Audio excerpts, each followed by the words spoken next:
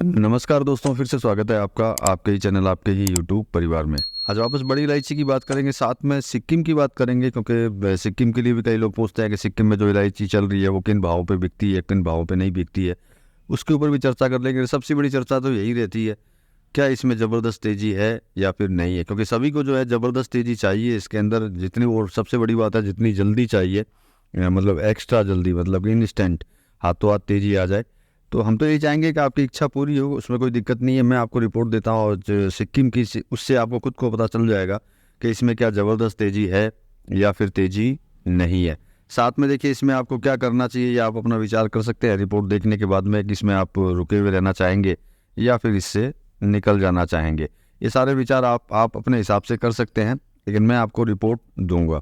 तो चलिए दोस्तों, वीडियो स्टार्ट करने से पहले अगर चैनल पर नए हैं तो वीडियो को लाइक और चैनल को सब्सक्राइब जरूर कर लीजिएगा। लगता हो वीडियो शेयर के लायक है तो शेयर करना बिल्कुल भी मत भूलिएगा। तो सबसे पहले सिक्किम की अगर बात करते हैं तो सिक्किम में जो है कंटिन्यू, पहले भी चाहे ऑक्शन की बात करें तो ऑक्शन में भी कंटिन्यू तेज़ी चल रही थी। और नॉर्मल अगर वे में बात करते हैं, जैसे कि हाट समझते होंगे, जो छोटे छोटे बाज़ार लगते हैं सिक्किम की अलग अलग जगहों के अंदर, अलग छोटी छोटी जगहों के अंदर, और वहाँ किसान लोग जो है थोड़ा बहुत माल लेकर के हमेशा आते रहते हैं, और वो वही हाट के अंदर जो है माल बेचते हैं, और वहाँ खरीदने वाले जो है खरीद करके ले वहीं से, मतलब उन हाटों से ले जा करके फिर चाहे सिलीगुड़ी बेचना हो या फिर कहीं और बेचना हो तो वो लोग बेचते हैं। तो उन हाटों की अगर बात करते हैं तो अब वहाँ पे जो है कंटिन्यू ज़बरदस्त तेज़ी देखी जा रही है। साथ में तेज़ी के साथ में सबसे बड़ी दिक्कत जैसे ऐसे हुआ कि भैया रेट तो बड़ा तेज़ है और अराइवल बहुत ज़्यादा है, तो ऐसा बिल्कुल भी नहीं है उसके अंदर कि किसी तरह का अराइवल बहुत ज़्यादा हो। क्वांटिटी नाम मात्र वहाँ आती है, लेकिन सबसे बड़ी चीज़ ये है कि बहुत ही हाई रेट के अंदर माल जो है वहाँ बिक रहा है, जो मतलब आप लोगों के लिए सोचने के लिए आपको मजबूर करेगा कि इतनी हाई रेट अगर वहाँ चल रही है तो हम तक पहुँचेगा तो क्या रेट इसके अंदर होगा। अब बात कर लेते हैं नेपाल की। तो देखिए नेपाल के अंदर भी जो है रेटें जो है 1 लाख के करीब पहुंचाने की कोशिश हो रही है कि 1 लाख तक जो है पहुंच जाए। नॉर्मली अगर बात करें तो ये समझ सकते हैं कि 92-93 हज़ार से ले जा करके 1 लाख के बीच के अंदर, सराउंडिंग के अंदर है। और इसमें भी क्या सबसे बड़ी चीज़ ये है कि रेटें तो ज़रूर है, लेकिन माल मिलना जो है बहुत मुश्किल है, क्योंकि हर कोई जो है माल बेचना नहीं चाहता बिल्कुल भी। वो यही चाहता है कि मैं माल को जो है होल्ड करके रखूं, और जैसे आप चाहते हैं कि भैया रेट ज़बरदस्त हो, तेज़ हो, वैसे ही वहाँ के किसान भी चाहते हैं कि रेट ज़बरदस्त हो, तेज़ हो, उसके बाद ही माल बेचे। मतलब कि अगर ओवरऑल अगर अब हम लोग अगर देखते हैं तो माल की जो है कमी सामने नज़र आती है। नए माल के अंदर चाहे नेपाल से माल आ रहा हो, चाहे असम से। अब असम की बात आई तो असम की भी अगर बात करते हैं तो असम के व्यापारी भी है जो माल रोकना चालू कर दिया है। जो मैंने आपको 2 दिन 3 दिन पहले वीडियो में आपको बोला था कि असम के जो लोग हैं कंटिन्यू माल आता है और सीधा बेच देते हैं।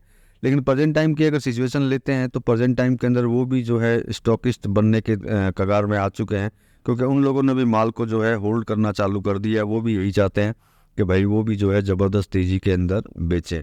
तो मतलब तेज़ी का अगर नाम लेते हैं तो चाहे सिक्किम हो, बंगाल हो, नेपाल हो, आसाम हो, अरुणाचल हो, या फिर हो नागालैंड, मतलब सभी जगह के अंदर जो है लोगों को तेज़ी चाहिए, और तेज़ी की वजह से जो है माल का अराइवल जो है पूरा टूट चुका है।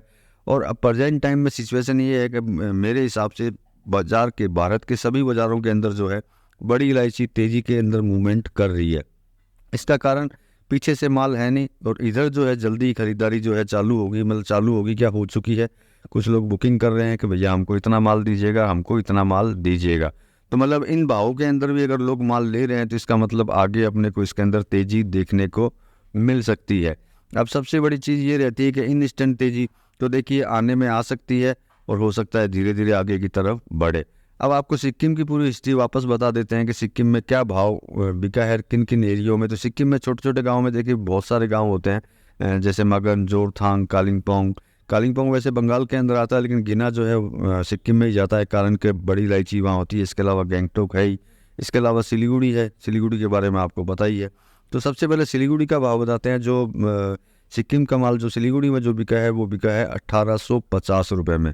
तो आप 1850 रुपये में बिका है, इसके ऊपर आप विचार कर सकते हैं कि ये जो माल होते हैं वो सब किसानी माल होते हैं, किसी तरह की पैकिंग, सॉर्टिंग, ग्रेडिंग इसके अंदर नहीं होती है।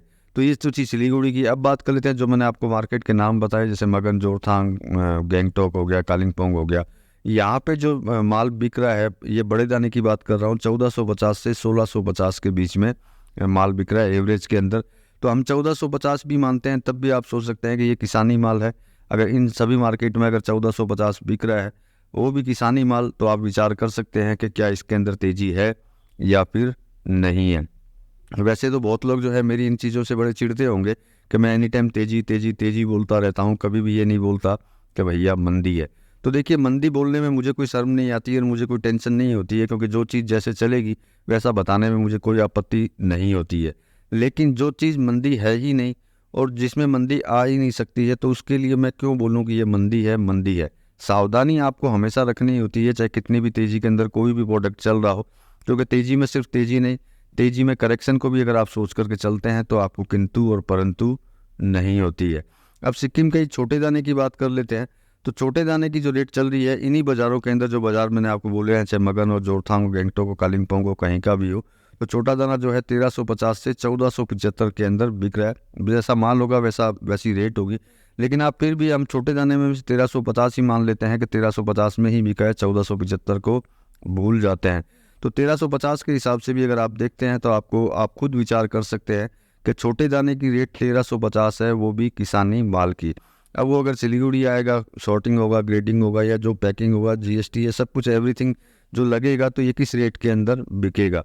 तो इन चीज़ों से आप अपना विचार कर सकते हैं कि भैया इसमें बड़ी इलायची में क्या ज़बरदस्त तेज़ी है या फिर नहीं है। नेपाल की हिस्ट्री में आपको पूरी दे ही चुका हूँ कि वहाँ पे माल मिलना मुश्किल है, रेट बहुत ज़्यादा है। जैसे आपको तेज़ी चाहिए, वैसे वहाँ के किसानों को भी तेज़ी चाहिए। तेज़ी सभी को चाहिए, चाहे किसान हो, व्यापारी हो, या फिर जो भी तेज़ी मंदी का काम करते हैं वो हो। तो देखिए, तेज़ी इसके अंदर ही बिल्कुल है, उसमें कोई दो राय नहीं है।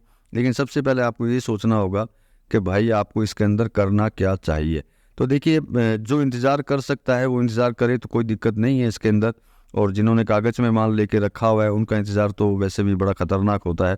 तो वो भी प्रेजेंट टाइम की सिचुएशन को देखते हैं और उन्होंने माल लेके रखा है, तो अभी तो उनका टाइम बाकी है, क्योंकि महीना पूरा उनका हुआ नहीं है कागज़ वालों का। तो इंतज़ार कर सकते हैं, क्योंकि प्रेजेंट टाइम के अंदर जो है जो मूवमेंट जो है बड़ी इलायची के अंदर बनना वापस चालू हुआ है। मेरे हिसाब से ये मूवमेंट जो है बनता रहेगा, क्योंकि माल अगर कम आएगा और बाज़ार में अगर बिकेगा ज़्यादा, तो निश्चित बात है मूवमेंट बनना ही है। नेपाल की सिचुएशन बहुत क्रिटिकल है। इंस्टेंट जो है आपको माल मिलना हाथों हाथ, कि भैया आपने 100 बैग मांगे और आपको 100 बैग मिल जाए, ये पॉसिबल बिल्कुल भी नहीं है। और जिनके पास माल है वो बेचना चाहते नहीं है, चाहे वो किसान हो या फिर हो व्यापारी, क्योंकि सभी को जो है ज़बरदस्त तेज़ी चाहिए और उसकी आशा बन भी रही है। और लगता है कि धीरे धीरे ये अपने हिसाब से आगे की तरफ बढ़ने चालू हो जाएगी। बाकी देखिए, मेरा काम होता है सिर्फ इन्फॉर्मेशन देना। वो आपको अच्छी लगे तो बहुत बढ़िया, नहीं अच्छी लगे तो मेरा काम है मुझे इन्फॉर्मेशन आप तक पहुंचाना।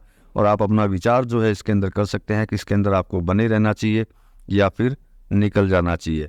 तो चलिए दोस्तों, मिलेंगे अगले वीडियो में अगली जानकारी के साथ में। तब तक के लिए धन्यवाद।